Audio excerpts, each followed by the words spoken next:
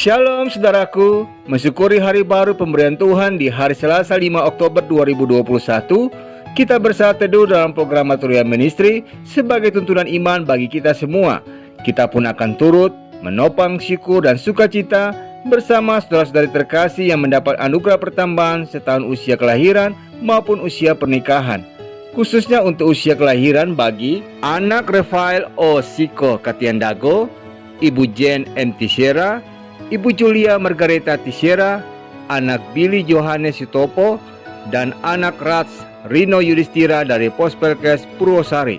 Doa kami kiranya Tuhan Yesus senantiasa merahmati dengan kesehatan, kekuatan, dan hikmat Allah, serta menyempurnakan sukacitanya bersama dengan kehidupan keluarga terkasih. Kini kita akan disapa dengan kebenaran firman Tuhan. Mendahulunya kita berdoa. Tuhan Yesus, Sang Firman kebenaran, tuntunlah kami dengan Roh-Mu yang kudus dalam hikmat Allah, di dalam membaca, memaknai, dan memberlakukan kebenaran firman Tuhan di dalam hidup kami. Demi Kristus Yesus kami berdoa. Amin.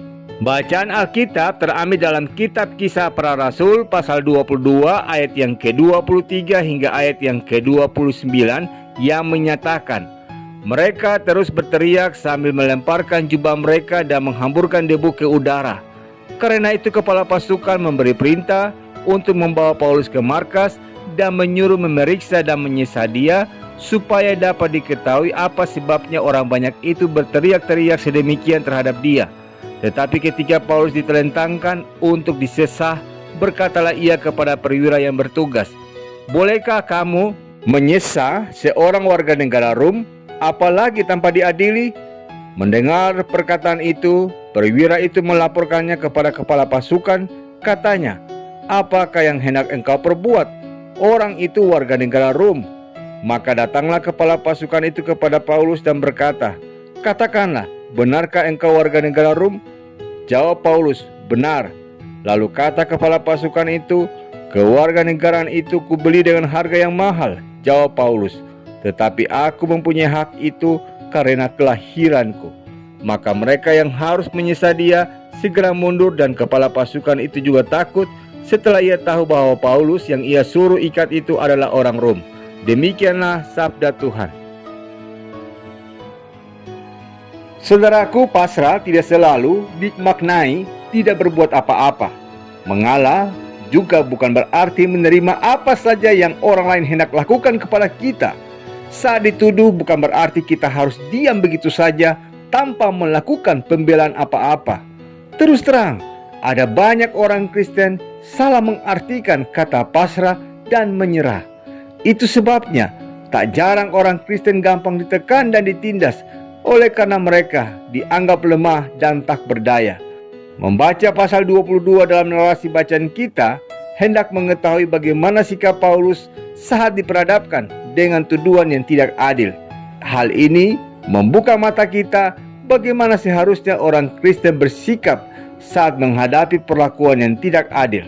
Dalam narasi bacaan kita, ketika Paulus menggunakan haknya sebagai warga negara Rom untuk melindungi dirinya, Paulus tahu bahwa ia tidak mungkin bisa menghindar dari aniaya.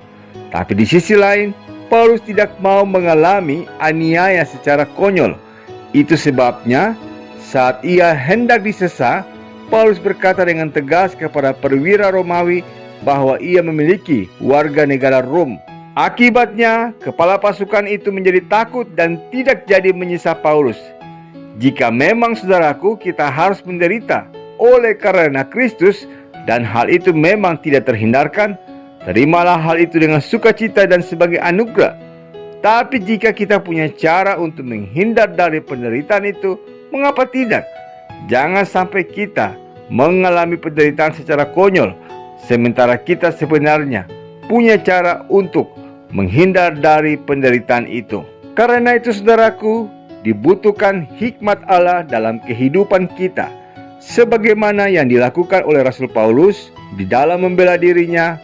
Ia mendapatkan hikmat dari Tuhan, sebagaimana dinyatakan di ayat yang kedua.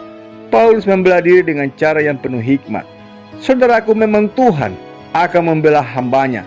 Tapi di sini kita juga melihat bagaimana Rasul Paulus menangani masalahnya dengan penuh hikmat. Ia berbicara dalam bahasa Ibrani, mengingat pada saat itu ia berhadapan dengan orang-orang Yahudi. Saat Paulus berbicara dalam bahasa Ibrani, maka amuk masa pun reda. Kita butuh hikmat dalam berkata-kata, supaya perkataan kita pun membawa damai dan menenangkan. Amin. Aku mengakhiri perenungan kita di saat ini. Mari kita berdoa. Tuhan Yesus, terima kasih untuk firman-Mu yang sudah menyapa kami kembali. Biarlah kami senantiasa dimampukan untuk menjadi pribadi yang dapat berkata-kata dengan hikmat Tuhan, sehingga setiap kata-kata kami bisa meneduhkan dan memberikan kekuatan, bahkan menjadi pembawa damai sejahtera bagi orang-orang yang ada di sekitar kami. Demi Kristus Yesus kami berdoa. Amin. Selamat pagi saudaraku, tetap sehat, tetap semangat, selamat beraktivitas, Tuhan Yesus memberkati.